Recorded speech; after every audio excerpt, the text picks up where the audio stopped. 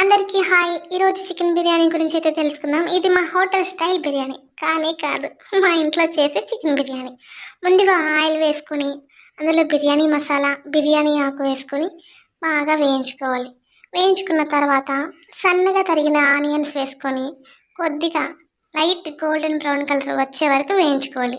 తర్వాత ఒక 4 పచ్చిమిర్చి తీసుకొని దాంట్లో వేసుకొని వేయించుకొని అల్లం వెల్లుల్లి పేస్ట్ వేసుకొని కాసేపు బాగా వేగనివ్వాలి.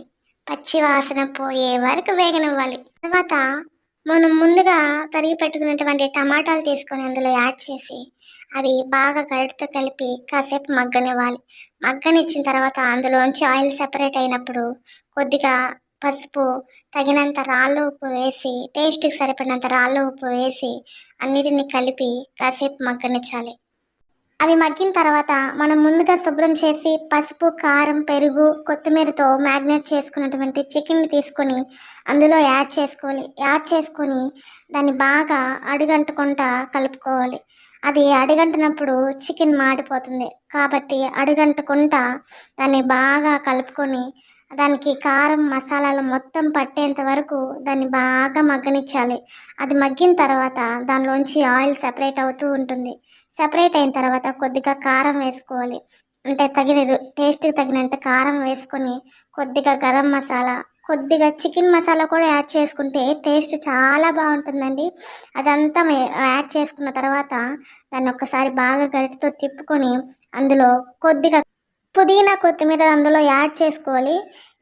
అసలు ఈ బిర్యానీకి టేస్ట్ అంటేనే పుదీనా, కొత్తిమీర. ఈ రెండు యాడ్ చేసుకొని ఒకసారి కలుపుకొని అందులో ఇప్పుడు మనం తీసుకున్న బియ్యంకి సరిపడినంత వాటర్ తీసుకోవాలి. అంటే మనం ఇప్పుడు ఎంత శాతం బియ్యం అయితే తీసుకుంటామో, ఇప్పుడు ఒక గ్లాస్ బియ్యం తీసుకుంటే 1.5 గ్లాస్ వాటర్ తీసుకోవాలి.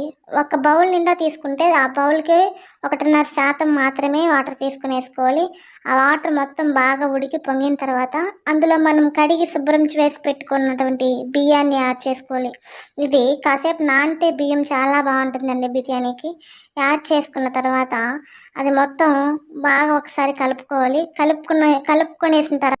కలుపుకున్న తర్వాత అన్నం అసలు మాడిపోకుండా బాగా కలపాలండి. కలిపిన తర్వాత దాని మీద ముందుగా వేసుకున్న పుదీనా కంటే కొంచెం తక్కువ పుదీనా వేసుకొని పైన చల్లుకున్నప్పుడు టేస్ట్ చాలా బాగుంటుంది. స్మెల్ కూడా చాలా బాగా వస్తుంది. ఇలా ఉడకనిచ్చిన తర్వాత గరిటెతో మళ్ళీ ఒకసారి నిదానంగా కలుపుకోవాలి. నిదానంగా అంటే అన్నం విరిగిపోకుండా కలుపుకోవాలి. కలుపుకున్న తర్వాత దాని మీద కాసేపు మూత పెట్టి ఉడకనిచ్చి చూడండి మొక్క ఎంత బాగుందో. దాన్ని ఉడికిన తర్వాత ఇలాగ నీళ్ళన్నీ ఆవిరైపోయిన తర్వాత కాసేపు బాగా ఉడకనిచ్చి దాని మీద ఒక నిమ్మకాయ తీసుకుని నిమ్మరసం పిండుకోవాలండి.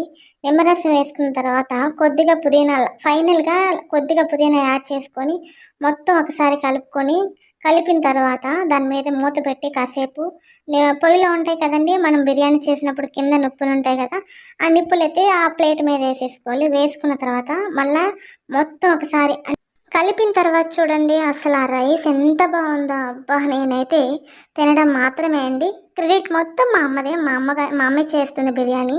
Please like, share and subscribe. దయచేసి సబ్స్క్రైబ్ చేయడం మాత్రం మర్చిపోకండి. Thank you.